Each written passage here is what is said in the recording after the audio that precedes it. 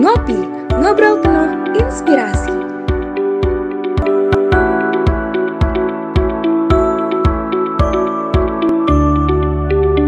Halo, selamat malam Sobat Ngulik semua. Kembali lagi bersama kita di Ngopi Podcast, ngobrol penuh inspirasi. Gimana nih kabar dari Sobat Ngulik semua? Semoga Sobat Ngulik yang ada di rumah selalu dalam keadaan sehat dan tentunya semangat untuk mendengarkan Ngopi Podcast pada malam hari ini. Nah, mungkin kita perkenalan dulu kali ya. Oke, kenalin, nama aku Nadila Nur Aini yang akan menemani Sobat Ngulik semua di malam hari ini. Dan tentunya aku nggak bakal sendirian nih, karena telah hadir sobat aku atau partner aku yang kece badai nih. Langsung saja kita sapa yuk. Oke, halo Isma. Halo Kak Dila, halo Sobat Ngulik semuanya. Perkenalkan, aku Isma Rahimah yang bakal nemenin kalian di episode podcast kali ini. Wah, gimana nih Isma kabarnya?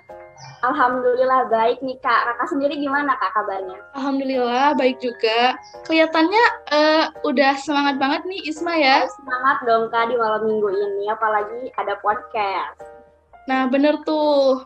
Oke, ngomong-ngomong, hari ini kita akan membahas topik apa sih, Isma? Nah, malam ini kita bakal ngebahas topik yang lagi populer nih Kak di kalangan remaja, yaitu e-sport sendiri yang gak kalah menarik dan gak kalah bergengsi dari olahraga lainnya. Karena ajangnya aja udah ada tingkat nasional, Asia hingga internasional. Wah, keren banget tuh. E-sport itu yang kesukaan cowok-cowok itu ya, kalau udah main game gak bisa diganggu banget, tuh. Wah, iya ya. Oke, nah Isma, kira-kira tahu nggak sih kita bakal bahas topik yang keren ini bersama narasumber loh, yang udah mungkin nggak kalah keren dan nggak kalah menarik. Dan beliau ini juga sudah banyak sekali menjuarai di bidang e-sport nih. Nah, beliau ini kira-kira Isma tahu nggak? Siapa nih Kak? Kayaknya keren banget nih, soalnya prestasinya juga udah mantep-mantep nih Kak. Tentu dong. Nah, jadi beliau adalah Karais Muda FEM Angkatan 55. Nah, beliau juga ini merupakan atlet e-sport IPB. Nah, Karais ini sendiri pernah menjuarai, yaitu menjadi juara 1 di turnamen Mobile Legends di rumah aja. Dan juga, beliau juga pernah menjadi juara 1 pada pertandingan Mobile Legends dalam kegiatan event nasional Rektor UNM National Championship. Gimana tuh Isma? Keren banget sih, ini mantap, udah gak sabar nih kayaknya Sobat Ngulik buat ngedengerin podcast kita. Iya bener banget nih. Nah daripada aku, Isma, dan Sobat Ngulik semua udah pada penasaran nih, bagaimana sih sosok dari Karais ini? Mungkin kita langsung sapa aja kali ya Karaisnya. Halo Karais. Halo semuanya. Gimana nih Kak kabarnya? Alhamdulillah sehat. Wah, mungkin udah kelihatan banget nih, siap banget nih Karais buat sharing-sharing ke kita tentang dunia e-sport ya Kak? Boleh. Mungkin tanpa berlama-lama lagi, kita langsung aja kali ya Kak, untuk mungkin Kakak bisa perkenalkan diri dulu dan terus bisa cerita tentang educational background dan kesibukan yang sedang Kakak jalani sekarang, dan mungkin boleh sedikit tentang personal life dari Kakak.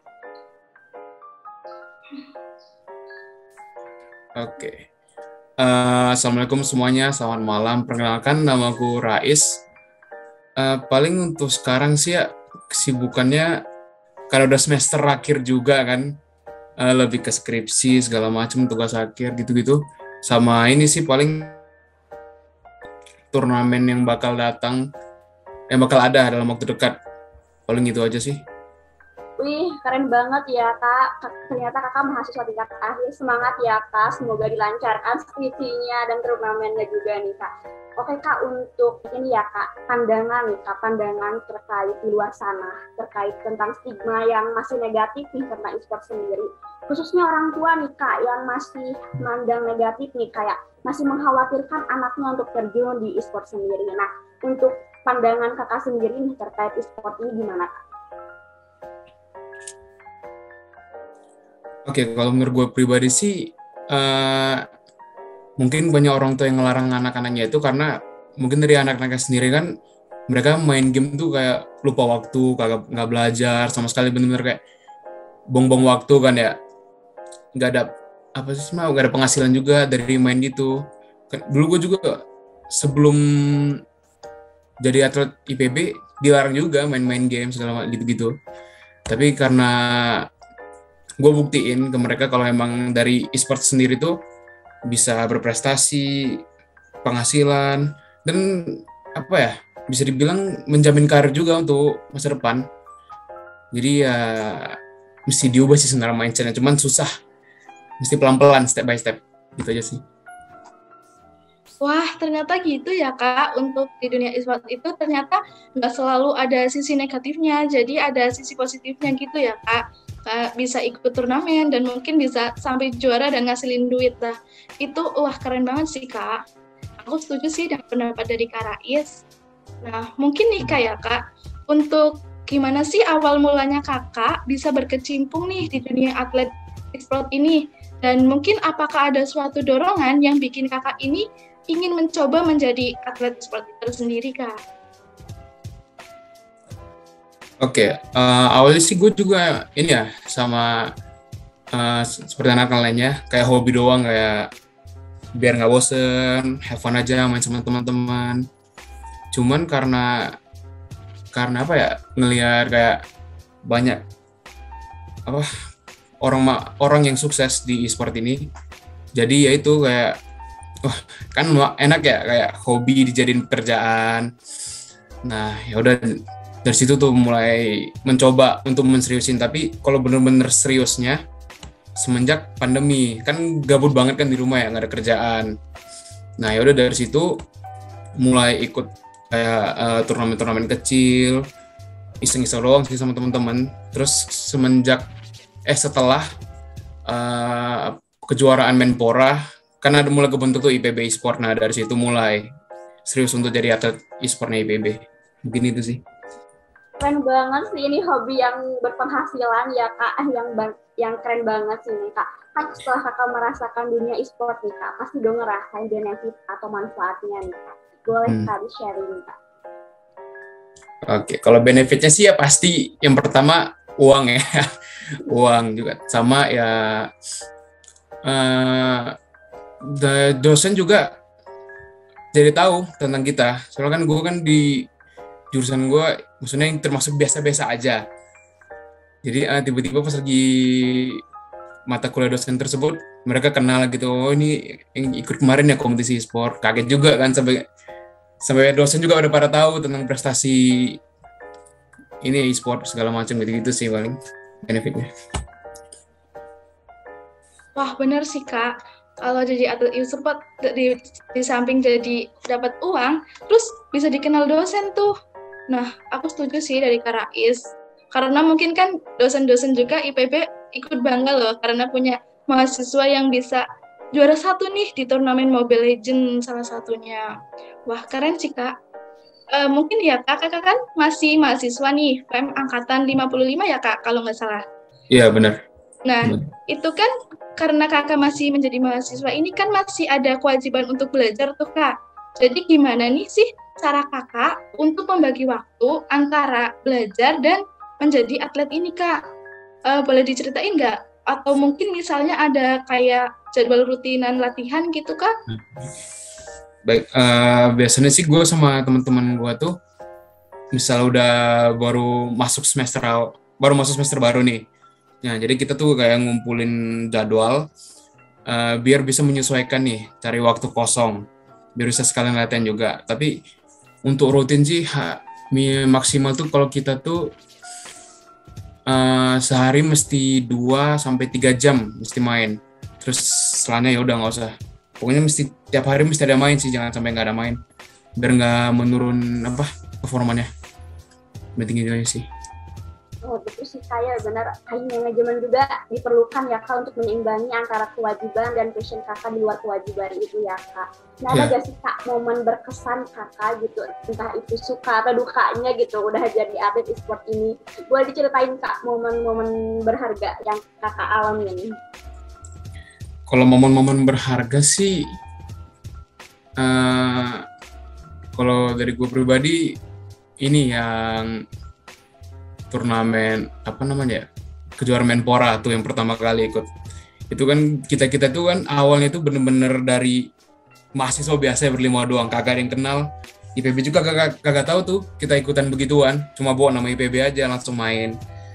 Terus kan awal cuma iseng doang kan, kayak yang penting tujuannya masuk IG, Instagramnya Piala Presiden, yang penting ada logo IPB situ udah kan lumayan ya biar kenal orang-orang.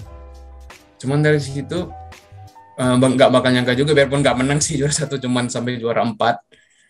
Cuman ya udah dari situ, itu sih momen paling berharga menurut gua kalau di ini ya, untuk e-sport kampus. Terus untuk dukanya pasti sebenarnya baru-baru ini sih, bulan berapa, gue lupa lagi bulan berapa, harusnya bulan ini ada kejuaraan terakhir tim gue ya, karena ada pada mau fokus skripsi.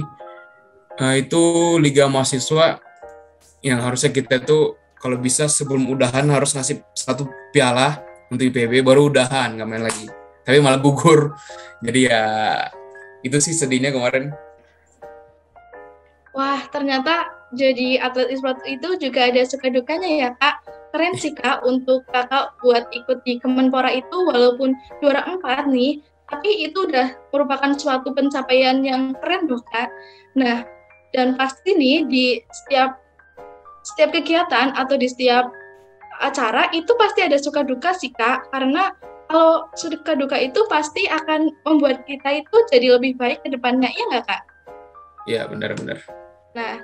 Nah, mungkin ini deh, Kak. Ada nggak sih prinsip dari Kakak yang Kakak pegang nih selama jadi atlet e-sport untuk meraih prestasi, Kak? Dan mungkin gimana sih tips dan trik yang Kakak gunakan untuk terus meningkatkan kemampuan selama menjadi atlet e-sport tersendiri, Kak?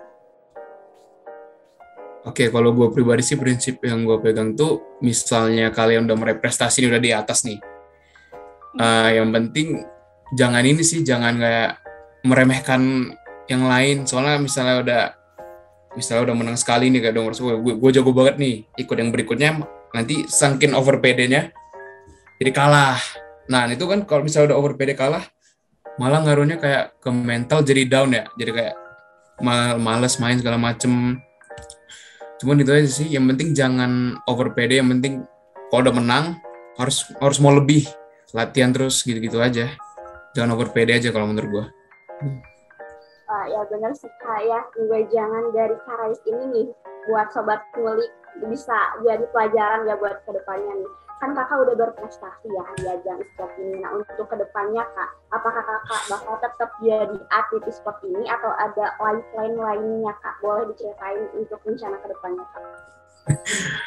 Kalau kedepannya sih belum tahu ya gue ya untuk ke e-sport. Soalnya untuk di kampus sendiri udah lumayan sih, capek juga. Karena kan capek gimana ya, kan lihat layar mulu mainnya, capek mikir, capek mental sih, bukan capek fisik. Cuman sempat kepikiran dulu untuk ngerseriusin bener-bener di e-sport. Karena emang cita-cita gue tuh pengen main kayak di stage besar gitu, biar para kenal kan, biar tahu. Cuman masih bimbang untuk di e-sport, jadi belum jelas gimana. Oh gitu ya, Kak. Jadi Kakak masih kayak mempertimbangin gimana sih nantinya ke depannya mau lanjut apa enggak. Tapi udah ada gambaran ya, Kak, kira-kira ada niatan tuh buat lanjut ke dunia e-sport. Mungkin karena Kakak juga lagi sibuk-sibuknya ya, Kak, di semester jadi angkatan 55 ya, Kak? Iya benar, semester akhir juga soalnya. Iya benar. Nah, mungkin ini Kak, terakhir. Apakah Kakak ada closing statement atau kata-kata dorongan tuh buat teman-teman, terutama sobat ngulik yang mungkin tertarik dan masih ragu untuk menjadi atlet e-sport, Kak?